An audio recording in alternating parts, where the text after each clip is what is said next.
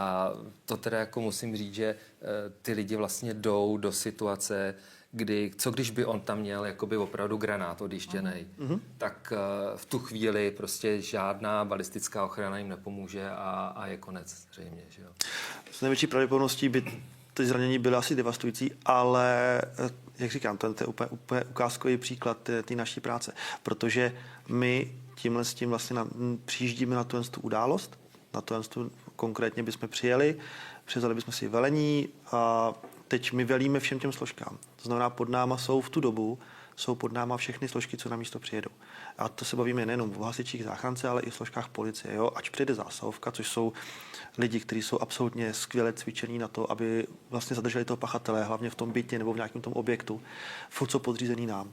Jo? Protože tam je důležitý, aby všechny ty policisty někdo koordinoval, nějakým způsobem řídil, ale zároveň, aby nad nimi měl odpovědnost. A to je další věc, co je vlastně naše práce, je ta odpovědnost za to, co se na tom místě děje. To znamená, když se něco na místě pokazí, tak to jde za náma.